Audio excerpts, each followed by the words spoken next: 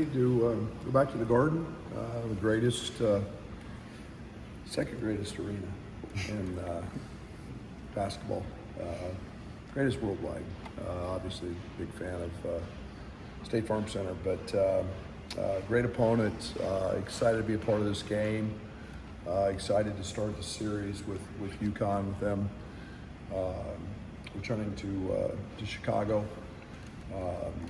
You know, you get an opportunity to see one of the best teams in the country. You know, it'll be a hostile environment, predominantly their home crowd being so close. But great experience for our guys to play in the Garden, and great opportunity for us to continue to grow as a basketball team against one of the best in the country. Keys to the game against UConn, you think? You know, I think you've got to handle a couple things. I think that their front court is pretty good. I think that they're deep there with Taurus, with Rebay, with Caravan, and you know, they got multiple guys there that are very productive. Obviously, their depth. You know, they guard very well. They're a team that doesn't give you a ton of easy looks. You got to pick your spots against them, but I think one of the big keys, as always, will be rebounding. We got hurt in the Elite Eight game in transition.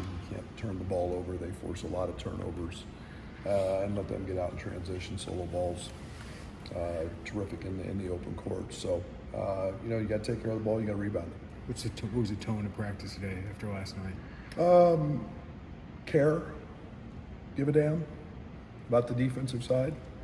You know, I think we've been able to score it pretty effectively in almost every game.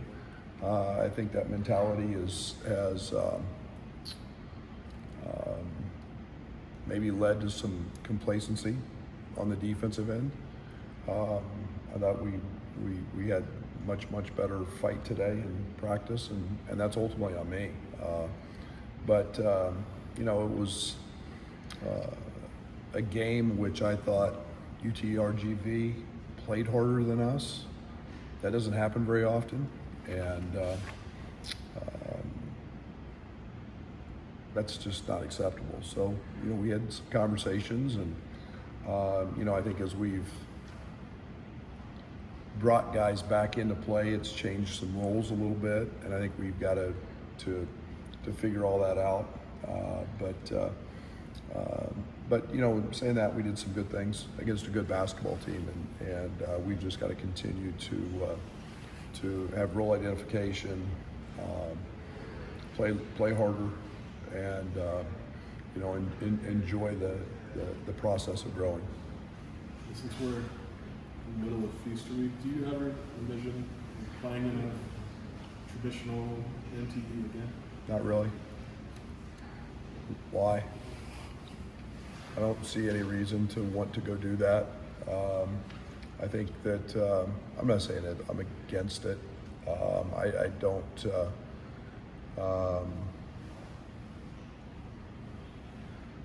I don't know. I like where we're at. I like what we're doing. I like the games we're playing. I like the competition we're playing. Pretty pleased with just the current way we're doing things. How did this get set up with Danny? When did this start? Yeah, it was in the spring. You know, I think Joey and their people, you know, started talking, you know, in involvement with the Garden, and you know, one thing led to another, and here we are with with a series. So you know, Joey initiates a lot of those contacts, and you know, I think we've got to continue to want to play the best, and you know, we get to do it in literally the best arena. We played some phenomenal arenas this year. You know, I think we're always striving for those opportunities, and this one presented itself. Sense anything from the new guys, the international guys, about the anticipation of getting to play in Madison Square Garden, if it means just as much to them? I don't know if it does or not. You know, it was. You know, we'll talk about that as we go. Obviously, it's New York City, so they all are familiar with New York City and what that, you know, what that city is. but the Garden is obviously unique, and they'll have an appreciation for it for sure when they walk into it. With Tommy, how do you kind of balance getting him enough playing time to get into the flow with not wanting to overdo it? Yeah, I think it's more about practice with him than it is the games. And he hit a couple shots last night. He's shooting 40% from the three. His numbers are phenomenal. And yet it's I think we had 20 points and 13 rebounds from he and Z, and I'll take that. You sign me up for that every night. It may look a little bit different than what it did last year, but it's still really productive, and we're fortunate that we've got Z and we've got Merck and we've got guys that have been performing at a pretty high level. While he's on his way back, and it's not, he doesn't have to be the guy. He just needs to fit into his role and keep doing what he's doing, and all that stuff will work out. How much do you personally, I don't know if relish is the right word, but the opportunity to push those buttons in a practice like today after last night and kind of have that example that you can mold and shape this team? It's what I think I'm pretty good at. I think it's always about competing. It's always about the next challenge. I think the one thing that I'm always conscious of is trying to play the game perfectly, and there's always lessons after every game, whether it's the mental part, whether it's the chemistry piece, whether it's the challenges that sometimes I'm going to create them just to create them, but you've got to never be in a position where the other team plays harder. And I write it on the board every game: play hard, have fun. Know the thrill of an all-out effort, all those little things. And hopefully those things get hammered home and they just soak in. And yet last night was a night that, give them credit. They're well coached, and they played harder than us, and we kind of fell into that. Did you get a sense that, I think back to the Penn State game a couple of years ago, you kind of got the sense that could be one of those. Did you get a sense that kind of that playing hard topic was brewing that you would need to address? Yeah, I think I always get concerned anytime we haven't had a lot of practice, a lot of games, and very little practice time, so you could actually just grind and make them uncomfortable in practice, and stress them that way, and it's especially with new guys. We scored 87 and we shot it very poorly, but our want to, our give a damn factor on the other side was not very good, and again, their credit deserves some of that credit, but you get a feel for that as a coach. I think that's the one thing I've been. One of the reasons I said 10 days ago I was concerned about that game. Who do you look forward to from your team, your players, to spark that defensive focus? Anybody right now. Kylan, Tommy, Jake, Ben, guys that have been here, know what that looks like. I understand tired. I understand all of that. We've got to rise above all of that.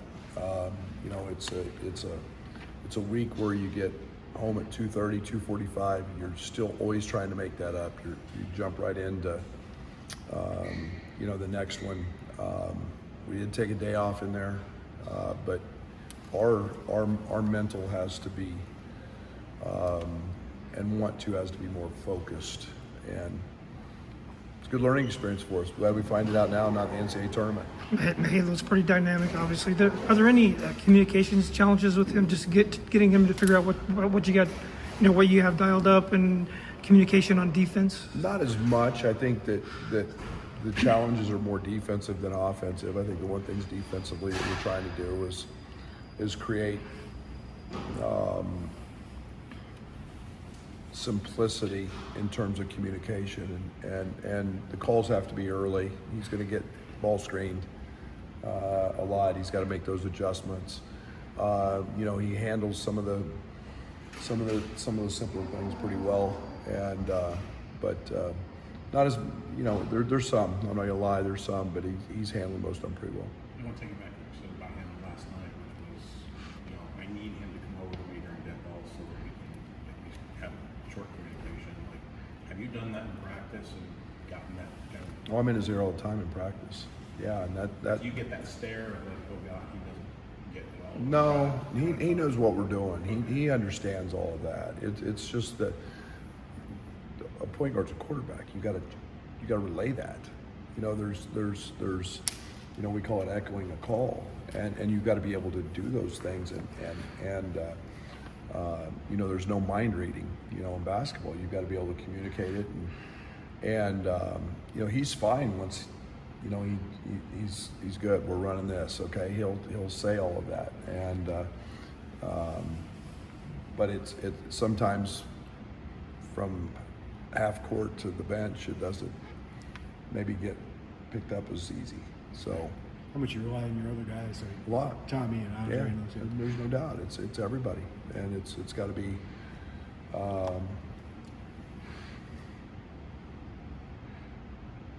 You know, one person needs to hear it, then we need to echo it, and so it's not as bad as what I make it out to be, but it is one of those things that communication, especially defensively, has to happen. Players Air Festival is supposed to expand again next year. Has that intrigued you at any point of its sort of short life so far? You know, I've enjoyed watching it. You know, I think we'll see how it all plays out. You know, it's one of those deals that we hear mixed reports that it's going to go away. We hear mixed reports on how the NILs happened. Joey's in constant contact with them. They've been in contact with us. You know, team's going to be able to, without collectives, be able to use this. How is this going to work? Who's governing what? Is it the CSC? Is it the NCAA? There's so much stuff out there that you know, we haven't needed to be in that. So I haven't got overly excited about it, but I have enjoyed watching it. And there's no doubt it's good teams, and we'll see how we continue to move forward with that. Thank you. Thanks.